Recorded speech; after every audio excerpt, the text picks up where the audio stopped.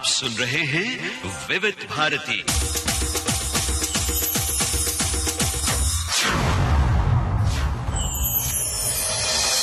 नामा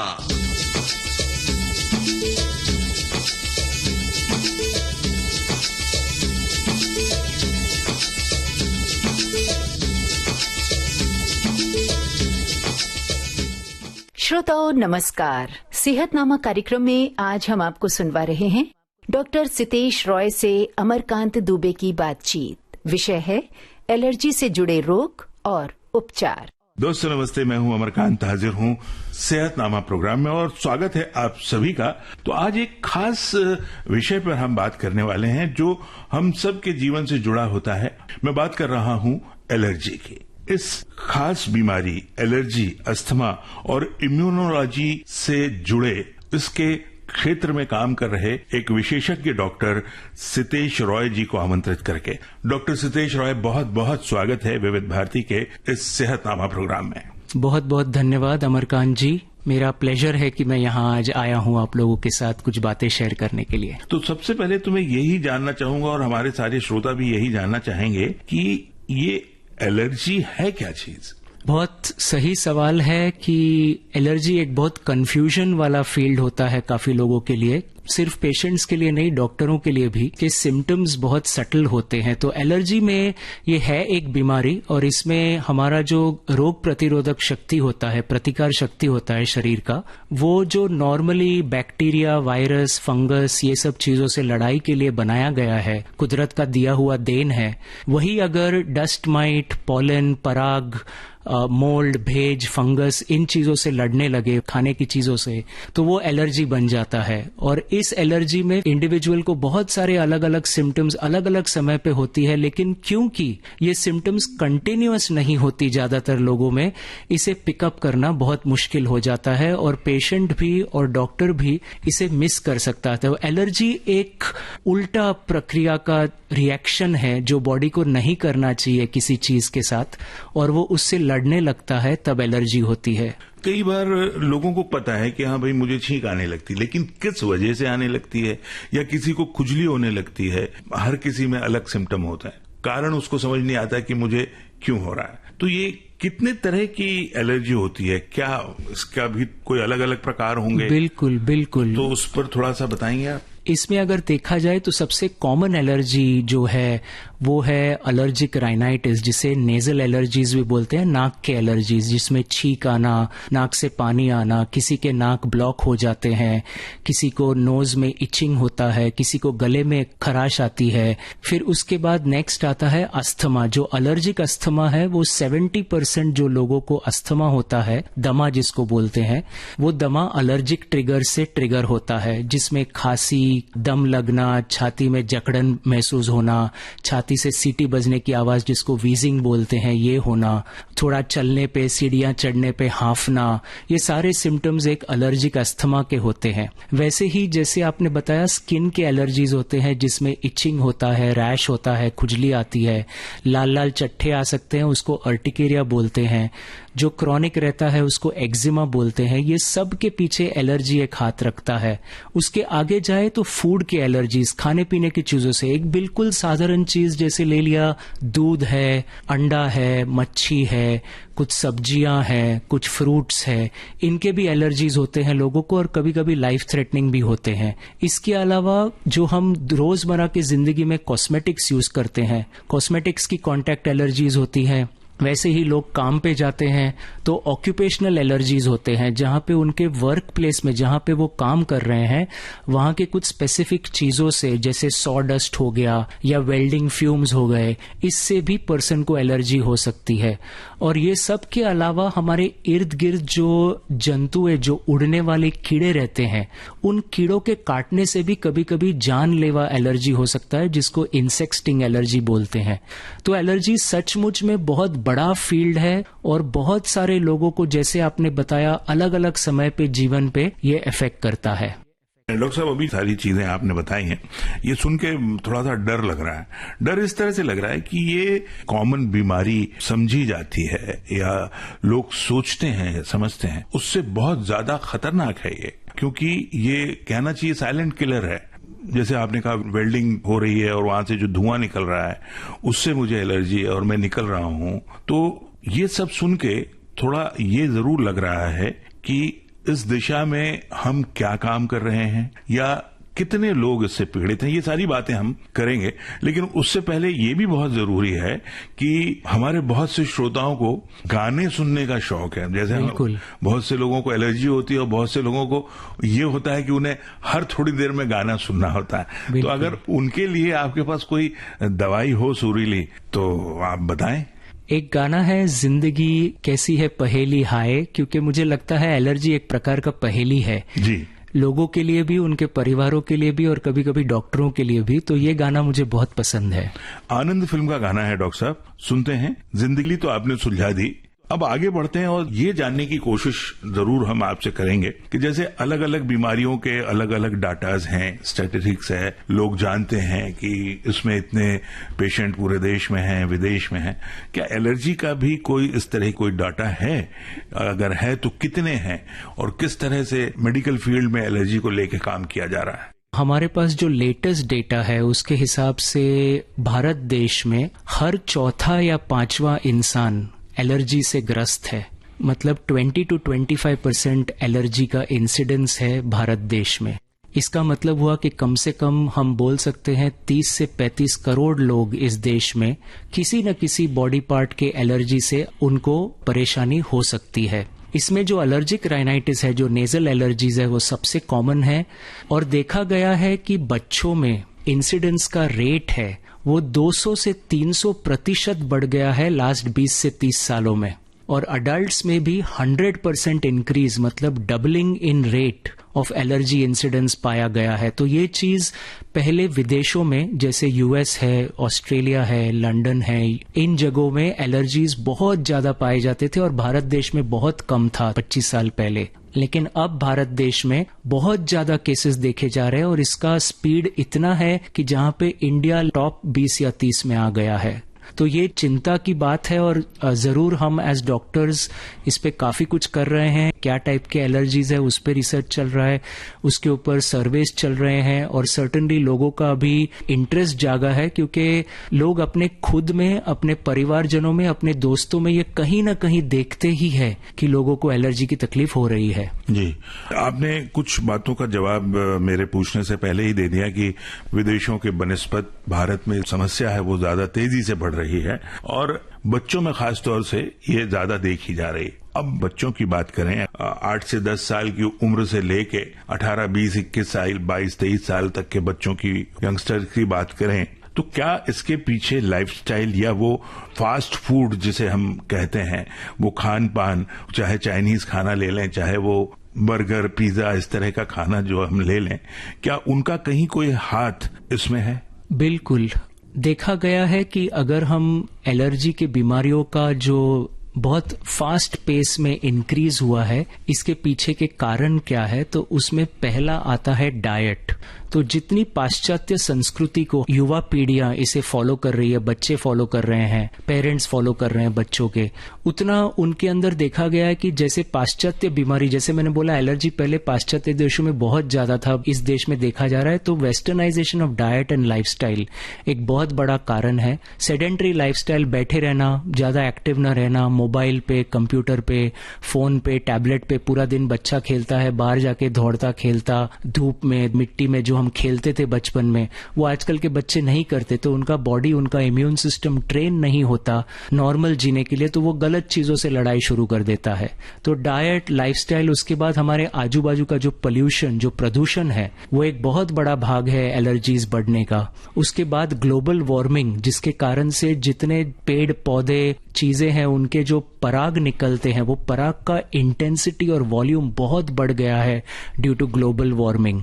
तो ये भी एक कारण है। इसके अलावा हमारा स्ट्रेस लेवल, मानसिक स्ट्रेस, शारीरिक स्ट्रेस आज के डेट में बहुत ज्यादा बढ़ गया है, जिससे हमारा इम्यून सिस्टम इम्बैलेंस हो जाता है और इसका असर जब माँ गर्भवती होती है उस समय से देखा गया है बच्चे के इम्यून सिस्टम के ऊपर। तो एलर्जीज ऐसा नहीं है कि 8-10 साल के उम्र से शुरू होता है। हम कई बार छोटे 1-2 महीने के बच्चों को एक्जिमा नामक बीमारी लेके बहुत यंग एज से देखते हैं, जिनको खारिश हो गई है, जिनको कुछ ही महीनों के एज में फूड के एलर्जीज, खाने पीने की एलर्जीज हो जाती है। तो ये चीज जेन्युइनली बहुत सारे मल्टीपल फैक्टर्स से ग्रो हो रहा है और इसके अंदर ये सारे कॉजेज कहीं ना कहीं एक दूसरे से मिलजुल के वायरल इन्फेक्शंस, और एक बहुत बड़ा कारण है रेस्पिरेटरी एलर्जीज बढ़ने का। तो बिल्कुल जो फास्ट फूड है, जो वेस्टर्न फूड्स है, जैसे आपने चाइनीज फूड बोला, ये सारी चीजें ऐसे केमिकल्स, ऐसे टॉक्सिन्स, ऐसे कलर्स हमारे बॉडी में डाल रहे हैं जो हमारे बॉडी को यूज टू नहीं है, हमारे प्रतिकार शक्ति को इम्बैलेंस कर देता है, जहां से एलर्जी पैदा होती है, बहुत सारी बीमारियां पैदा होते हैं। यहाँ हमारे श्रोताओं को जरूर ये लग रहा होगा कि विदेशी खाना तो खाना है, जब विदेशी खाते हैं उनको कुछ नहीं होता तो हमें क्यों होता है। तो इसके पीछे शायद कारण मैं जो समझता हूं वो ये है कि स्थान और जलवायु के हिसाब से खाना खाया जाता है। विदेशों में ठंडी जगह अगर है, वहां पे अगर कोई खाना खाया जा रहा है, वही खाना शायद हमारे देश में वो उपयुक्त ना हो। जैसे हमारे अपने देश की अलग अलग प्रदेशों की अलग अलग जलवायु है। राजस्थान की जलवायु अलग है, मध्य प्रदेश की अलग है, हिमाचल प्रदेश की अलग है, कश्मीर की अलग है। तो इसी तरह से शायद अलग अलग जगहों के खाने का जो असर है वो अलग अलग पड़ता है। बहुत सी बातें अभी हैं और आपने अपनी इस बातचीत में अभी खास तौर से इम्यून सिस्टम की बात की है।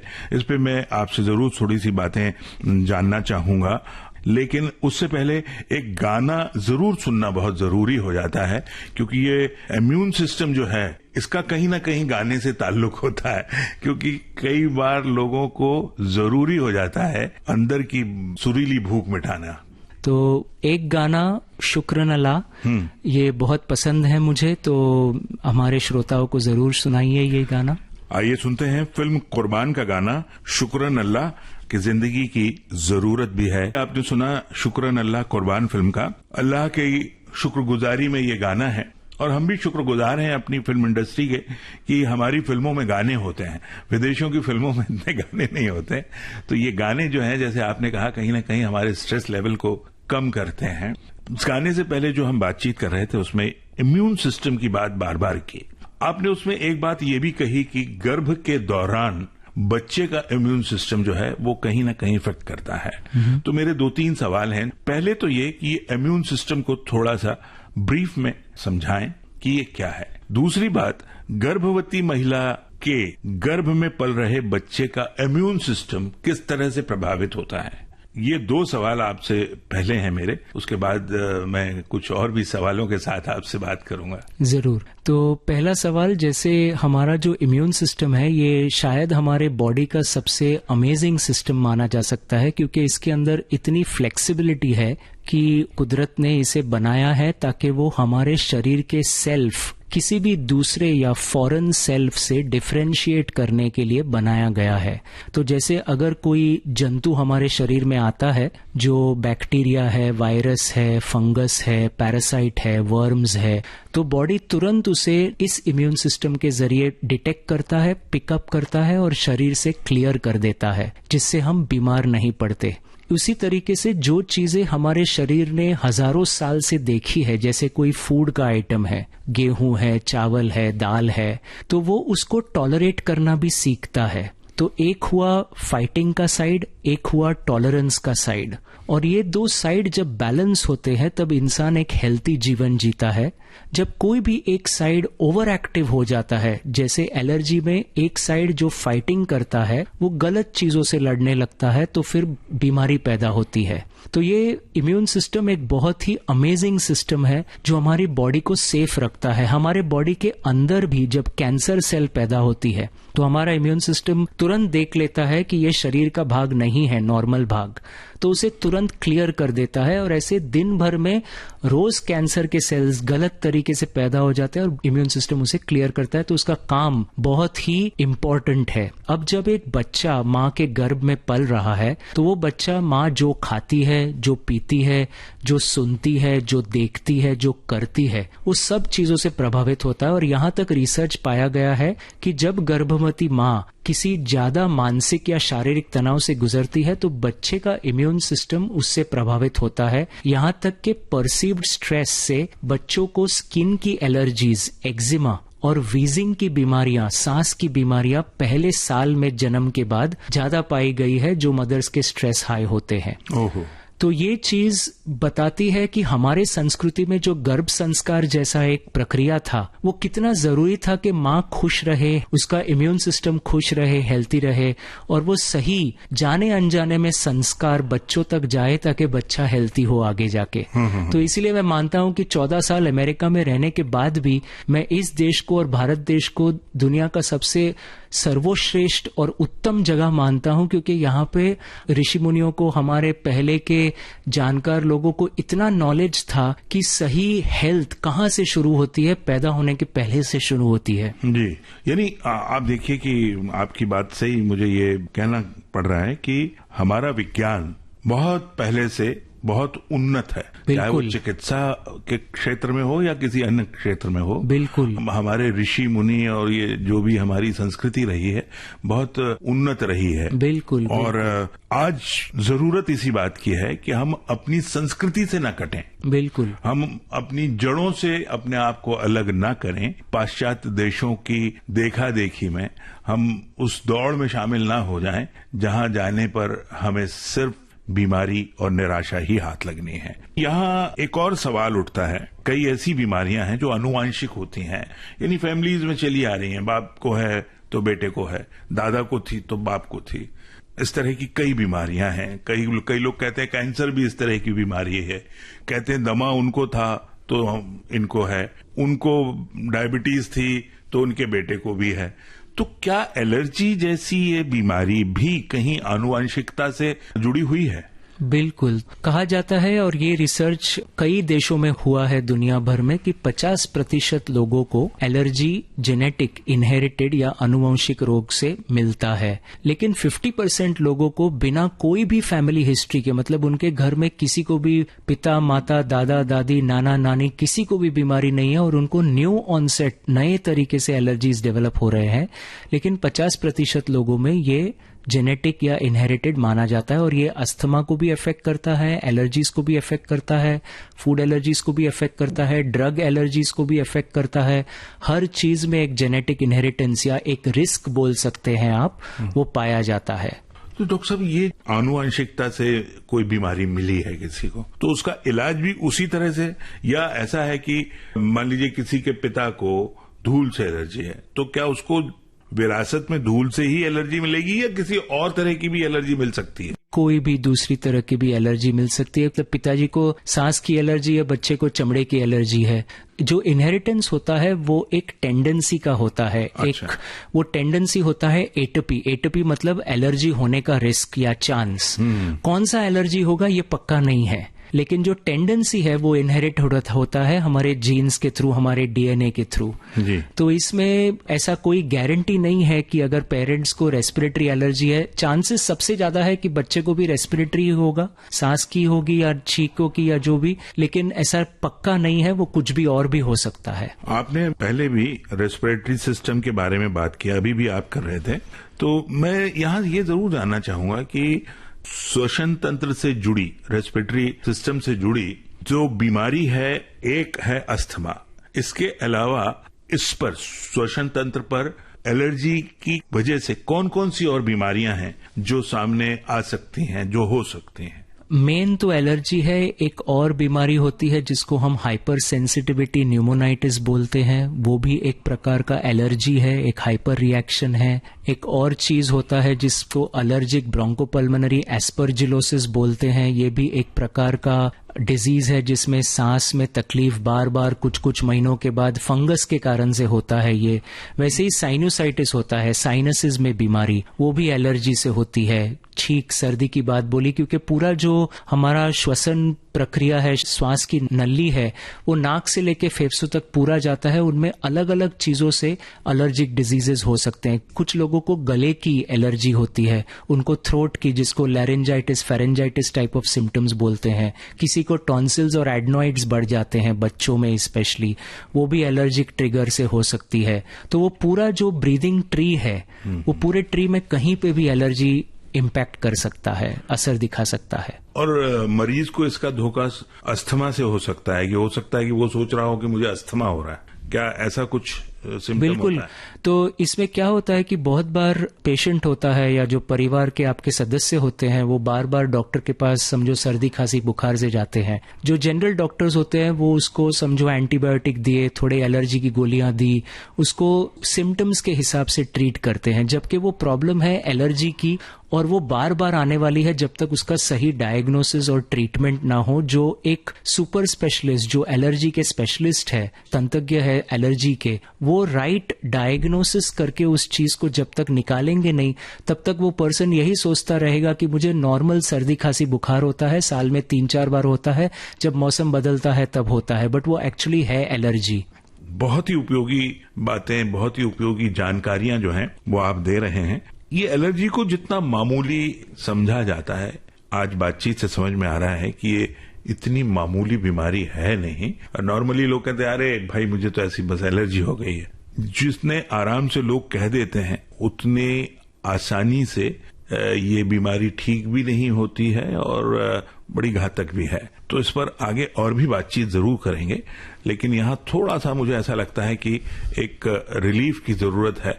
म्यूजिकल रिलीफ अगर आ जाए तो बहुत अच्छा होगा। एक गाना है फिर से जो मुझे बहुत पसंद है, तेरी ओर तेरी ओर। ये गाना अगर हम अपने श्रोताओं को सुनाएं तो अच्छा रहेगा। जरूर। सिंग इज किंग फिल्म का गाना हम अपने श्रोताओं को सुनवाते हैं।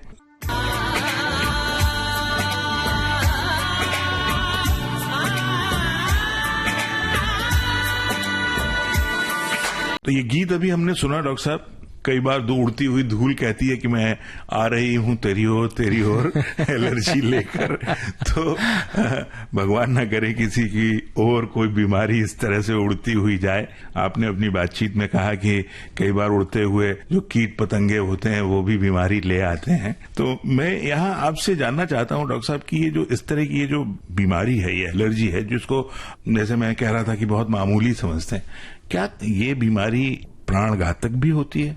बिल्कुल होती है अमरकांत जी, और यही सबसे बड़ा डर है इस बीमारी का कि जो चीज शुरुआत में बहुत माइल्ड, हल्का या माइनर होता है वो जानलेवा तक पहुंच सकता है। और इस तरीके से सबसे जो सामने प्रोमिनेंटली आता है वो है खाने पीने की चीजों के एलर्जीज, क्योंकि ये ऐसे एलर्जीज है कि इंसान समझो अपने जीवन के 10, 20, 30 साल वो खाना बिना कोई तकलीफ के खाया होगा और एक दिन अचानक से वो फूड खाने से उसकी श्वास नली सूज के, फूल के बंद हो जाती है, श्वास बंद हो जाती है, ब्लड प्रेशर ड्रॉप होके, जिसको हम एनाफिलैक्सिस बोलते हैं, लाइफ थ्रेटनिंग एलर्जी से जान चली जाती है। और ऐसे केसेस हम आए दिन इतने देख रहे हैं। मेरे प्रैक्टिस में हर हफ्ते मुझे कुछ पेशेंट्स आके ऐसे स्टोरीज देते हैं, किसी को किसी दाल से हुआ, किसी को कोई फूड आइटम से हुआ, किसी को कोई इंसेक्ट स्टिंग से हुआ। ड्रग एलर्जीज भी पाया जाता है। अमेरिका जैसे कंट्री में 1/3 ऑफ जो डेथ्स होते हैं हॉस्पिटल में, वो डेथ्स कहीं ना कहीं किसी ड्रग रिएक्शन से रिलेटेड होते हैं। और वैसे drug reactions life threatening type के, जानलेवा टाइप के, हम हमारे देश में भी बहुत बढ़ते हुए देख रहे हैं। और ऐसे सिचुएशन में डॉक्टर्स जो ट्रीट करते हैं वो उसे उस समय ब्लड प्रेशर ड्रॉप हुआ तो ब्लड प्रेशर बढ़ाने के लिए फ्लूइड्स दे दिए, उनका एलर्जी लगा, रैशेज आए बॉडी पे तो रैशेज की दवाई दे दी, और फिर वो भूल जाते हैं, डॉक्टर भी भूल जाता है, पेशेंट भी भूल जाता है। जब अगली बार वो रिएक्शन होता है वो और भी ज्यादा सिवियर, और भी ज्यादा तेज और भी ज्यादा फास्ट होता है कि कभी कभी समय ही नहीं होता इंसान के पास कि वो कुछ भी कर पाए जान बचाने के लिए, खुद का या अपने परिवारजनों का। तो ये एक ऐसा चीज है जिसके लिए मैं बहुत चिंतित हूं हमारे लोगों के लिए, क्योंकि एलर्जी का अवेयरनेस इस कंट्री में बहुत कम है और वो लाइफ थ्रेटनिंग हो सकता है बच्चों में भी, जवान लोगों में जो अभी अपने लाइफ के प्राइम में हैं, और वेल सेटल्ड अडल्ट्स और सीनियर सिटीजन्स के लिए भी ये जानलेवा हो सकता है। इंसेक्ट स्टिंग एलर्जी और एक ऐसा एलर्जी है कि ततैया ने काट लिया और बस उसके पहले 2-3 चुभन से कभी कुछ पता ना पड़े, बट चौथा चुभन ऐसा हो कि पर्सन अस्पताल तक भी ना पहुंचे और उसे रास्ते में ही वो अपना सांस छोड़ दे।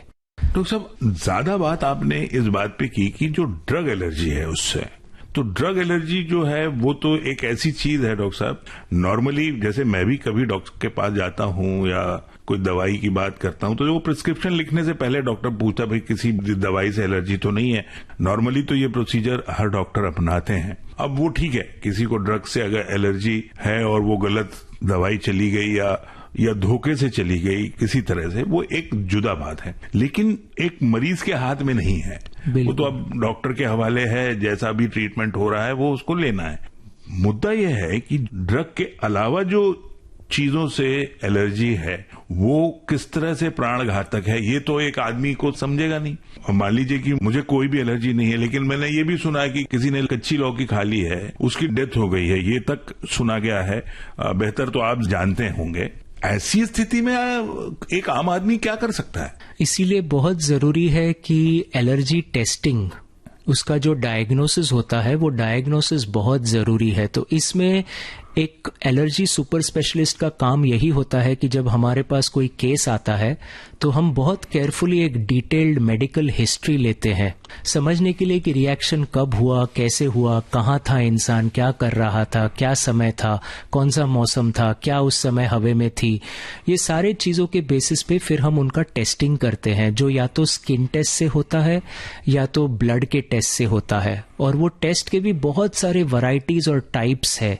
लेकिन समझ लीजिए कि एक एलर्जिस्ट का काम एक डिटेक्टिव का काम है। उसे डिटेक्टिव की तरह बहुत ध्यान से, बहुत बारीकी से हमें वैसे ही काम करना पड़ता है और हम सटीक तरीके से वहां तक पहुंचते हैं कि ये चीज है जो इस पर्सन को बार बार बीमार कर रहा है, पहले हिस्ट्री से, फिर इन्वेस्टिगेशन से, और फिर उसे अवॉइड करके वो पर्सन के प्राण बच सकते हैं। तो इसके लिए बहुत जरूरी है कि पेशेंट्स, उनके फैमिली मेंबर्स और डॉक्टर्स सारे अवेयर हो जाए कि अगर उनको इस टाइप के सिम्टम्स, और सिम्टम्स रिकॉग्नाइज करना एलर्जी के उतने कठिन नहीं है, लेकिन उसके बाद उसको सही सुपर स्पेशलिस्ट के पास भेजना जो उसका सही डायग्नोसिस कर सके और फिर वो पेशेंट को बता सके या वो इंडिविजुअल उस इंसान को बता सके कि कैसे अपने आप को उससे बचाए रखे। अगर गलती से रिएक्शन हो गई तो क्या दवाइयां साथ में रखनी है जिससे जान बच सकती है। डॉक्टर साहब, अभी आप जो भी बात कर रहे थे इसकी सीरियसनेस पे और भी ज्यादा चिंतित होना जरूरी है सभी के लिए। तो चूंकि आगे बात चिंता की है तो आगे बढ़ने से पहले एक गाना सुन लेते हैं थोड़ा सा, और क्योंकि मैं भी ज्यादा चिंतित हो गया हूं और इस चिंता को कोई गाना ही मिटा सकता है। एक गाना है जो मैं हमेशा याद करता हूं जब हम हमारे जीवन को देखते हैं कि इसका जो अनसर्टेनिटी बोलते हैं लाइफ का, उसके बारे में। तो वो गाना है एक दिन बिक जाएगा माटी के मोल। और मैं चाहूंगा कि श्रोता ये गाना को बहुत ध्यान से सुने और याद रखे कि हमारे कर्म ही है जो हमें आगे तक चलेंगे हमारे साथ, और वो सही रखे तो जीवन हंसता खेलता गुजर सकता है। यानी आदमी अपने धर्म कर्म को व्यवस्थित रखे। बिल्कुल। और धर्म कर्म फिल्म का गाना सुने। बिक जाएगा माटी के मोल, जग में रह जाएंगे प्यारे तेरे बोल। फिलहाल तो जग में हम अपने ही रहने की जुगत में लगे हुए हैं, उसी जुगाड़ में बैठे हुए हैं कि कैसे लोगों को ये बताएं कि आपके पास जो खतरा बढ़ रहा है उसे कैसे दूर करना है। एलर्जी के डायग्नोज के बारे में जिस तरह से आपने बताया कि आप पहले हिस्ट्री जानते हैं, फिर ये करते हैं, फिर ये करते हैं, 2-3 सवाल हैं इसमें, मैं सारे आपसे एक साथ करता हूं। ये जो पूरा प्रोसेस है थोड़ा लेंदी लगता है। चूंकि हम विविध भारती पर बात कर रहे हैं, विविध भारती सिर्फ शहरों में, मेट्रो सिटीज में ही नहीं, देश के सुदूर इलाकों तक सुना जाता है, विदेशों में भी सुना जाता है। हम बहुत ऐसी जगहों तक भी पहुंचते हैं विविध भारती के जरिए जहां शायद टीवी ना पहुंचा हो। तो ऐसी जगहों तक पहुंचने वाला ये जो माध्यम है, तो आप समझ सकते हैं कि हमारे जो श्रोता हैं कई ऐसे होंगे जो सचमुच एलर्जी के बारे में भी नहीं जानते होंगे, लेकिन एक छोटे मोटे गांव का, कस्बे का आदमी, क्या इस तरह का इलाज उसके लिए संभव है? पहली बात, क्या इस तरह की इलाज की व्यवस्था हमारे देश में कहां तक है, कितनी महंगी है? जिस तरह से आपने बताया पूरा प्रोसेस डायग्नोस का, सिर्फ ये किस हद तक महंगा, किस हद तक इसमें समय लगता है और उसके बाद इसका ट्रीटमेंट किस तरह से होता है, इन सारी बातों को हमारे देश को ध्यान में रखते हुए आप थोड़ा सा हमें इसमें बताइए। तो जितना ये सुनने में कठिन है, करने में उतना कठिन नहीं है। कई बार एक सिंगल विजिट में जब पेशेंट हमारे पास आता है तो हमारे साथ तकरीबन 2-3 घंटा कभी कभी सारा टेस्टिंग लगता है, फिर हम उसे मिलते हैं और 80% केसेस में उनके हमारे पास से जाने के पहले ही हम उनको कौन से उनके कारण है एलर्जी के, कौन से दवाइयां उनको आराम देंगे और कौन से ऐसे इलाज है जिससे वो परमानेंटली क्योर भी हो सकते हैं, वो सारी बातें हो जाती है। लेकिन फॉलो अप बहुत जरूरी है। तो पेशेंट्स हमारे साथ कई सालों तक जुड़े रहते हैं कुछ केसेस में। अब हमारे देश में क्या सिचुएशन है, तो एलर्जी का फील्ड एक तरीके से भारत देश में अभी भी अपने इन्फेंसी और टॉडलरहुड में है। तो पूरे देश में गिन चुन के अगर देखा जाए कितने डॉक्टर्स खुद को एलर्जी स्पेशलिस्ट बोलेंगे तो वो नंबर 1000 से भी कम है। इतने बड़े देश के लिए 1000 से कम एलर्जी स्पेशलिस्ट बहुत छोटा नंबर है। और आप बिलीव नहीं करोगे कि recently medical council of India से एलर्जी और इम्यूनोलॉजी का एक शुरू नहीं हुआ है अभी भी कहीं भी, बट अप्रूवल अभी अभी आई है। तो इनफैक्ट जैसे मेरा पूरा ट्रेनिंग अमेरिका में हुआ था, हमारा पूरा जो फेलोशिप का ट्रेनिंग होता है 2 या 3 साल का, वैसा कोई ट्रेनिंग प्रोग्राम इस देश में है ही नहीं इस वक्त। जो है वो सर्टिफिकेट कोर्सेज है, कुछ लॉन्ग डिस्टेंस डिप्लोमा कोर्सेज है और इससे भी काफी सारा फायदा हो रहा है। और हम जरूर, मैं खुद साल में 1000-2000 डॉक्टर्स को लेक्चर्स और कॉन्फ्रेंसेस के जरिए, वर्कशॉप्स के जरिए अवेयर और ट्रेन करता हूं कि एलर्जीज को कैसे मैनेज करने हैं, ताकि वो अपने अपने स्टेट्स में जाके अपने अपने गांवों तक पहुंच के लोगों का ध्यान रख सके। और ये सबसे बड़ा कारण था कि मैं अमेरिका के सारे ऐशो आराम और सक्सेस को छोड़ के भारत देश वापस आया, क्योंकि मुझे लगा कि यहाँ के लोगों को एलर्जी का केयर बिल्कुल ही सही तरीके से नहीं मिल रहा है। बात की जाए दवाइयों की, एक बार सही डायग्नोसिस हो जाए तो दवाइयां उतनी कीमती नहीं है। इंसान 100, 200, 300 रुपए में पूरे महीने का इलाज कभी कभी एलर्जी का कर सकता है। टेस्टिंग थोड़ा कीमती है, कुछ हजारों में कॉस्ट है, बट ऐसा भी नहीं है कि वो MRI और CT स्कैन करने जैसा कोई टेस्ट है। उसका भी कॉस्ट 3, 4, 5 हजार में हो जाता है जनरली। तो कॉस्ट भी उतना फॉरबिडिंग नहीं है मोस्ट केसेस में। रीच के लिए जो लोग गांव से आएंगे उनको थोड़े बड़े शहरों में आना पड़ेगा टेस्टिंग के लिए एक बार, लेकिन एक बार सही टेस्ट और डायग्नोसिस हो जाए और प्लान बन जाए, फिर वो अपने घर बैठ के, अपने जगह बैठ के आसानी से अपना केयर ले सकते हैं, ध्यान रख सकते हैं। कुछ चीजों को अवॉइड करना है, कुछ गोलियां या कुछ स्प्रेज या कुछ इनहेलर्स लेने हैं और वो सेफ रह सकते हैं, उनकी जान बच जाती है। जी डॉक्टर साहब, जैसे आपने कहा कि गांव से उसे शहर आना है, लेकिन वो शहर आएगा क्यों?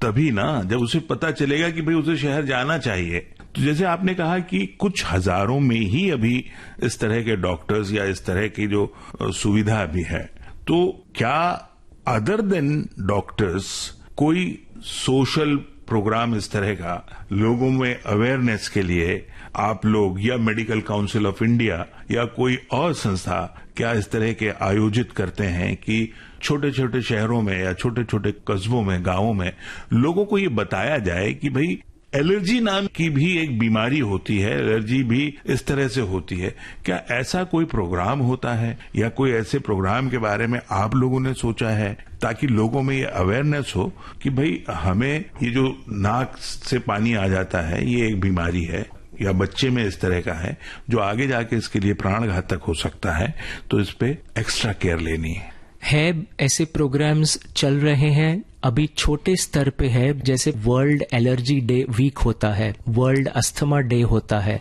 इन दिनों में हम जैसे एलर्जी सुपर स्पेशलिस्ट कैंप्स रखते हैं, फ्री कैंप्स, जिसमें हम लोगों को ट्रेनिंग देते हैं, हम लेक्चर्स देते हैं, कॉन्फ्रेंसेस। मैं बोलूंगा कि आज जो विविध भारती कर रही है ये एक बहुत बड़ा ह्यूमैनिटी को सर्विस है कि लोगों तक ये बात पहुंचा रही है। ऐसे ही मैं रोटरी क्लब्स के थ्रू, लायंस क्लब्स के थ्रू, बहुत बार कुछ महिला मंडलों में जाके मैंने लोगों को लेक्चर्स दिए हैं, उनको ट्रेनिंग दिया है, उनको आइडिया दिया है, ताकि वो एटलीस्ट अपने खुद के हेल्थ, अपने परिवारजनों के, दोस्तों के बारे में अगर कोई दिखे उनको कि उसे तकलीफ हो रही है, वो उनको भेज सके। और आप बिलीव नहीं करोगे, मेरे मेजॉरिटी ऑफ पेशेंट्स इंटरनेट पे पढ़ के और ढूंढ के मेरे पास आते हैं। इंटरनेट पे आर्टिकल्स देते हैं, वेबिनार्स करते हैं, अलग अलग डॉक्टर्स अपने अपने क्षेत्रों में कर रहे हैं। अस्थमा कैंप्स होते हैं, एलर्जी कैंप्स होते हैं, ट्रेनिंग प्रोग्राम्स होते हैं डॉक्टर्स के लिए, पेशेंट्स के लिए। और मैं डेफिनेटली बिलीव करता हूं कि ये बीमारियों से फ्रीडम और इजाद भी पाया जा सकता है, तो उस दिशा में भी हम लोगों के साथ काम कर रहे हैं। लेकिन ये अभी जैसे आप समझ सकते हो कुछ ही लोग कर रहे हैं, और इसे कोई बड़े ऑर्गेनाइजेशन, कोई नेशनल लेवल पे गवर्नमेंटल बॉडी को इस मुद्दे को उठाना पड़ेगा ताकि वो और भी लोगों तक पहुंचे और इस देश में लोगों की प्राण बचे, जान बचे और वो एक अच्छा हेल्थी जीवन जी पाए। इस दिशा में ज्यादा से ज्यादा काम हो, हम यही उम्मीद करते हैं। और तो यहाँ पे कौन सा गाना सुनवा रहे हैं आप हमें? मैं चाहूंगा कि श्रोता अब पल पल दिल के पास सुने, क्योंकि हर एक इंसान जो ये सुन रहा है वो मेरे दिल के बहुत करीब है, हालांकि उन तक सिर्फ मेरी आवाज पहुंच रही है। तो गाना पल पल दिल के पास अभी हम सुन रहे थे, और हम यही चाहते हैं कि पल पल आपके दिल के पास आपकी सुरक्षा रहे, उत्तम स्वास्थ्य रहे।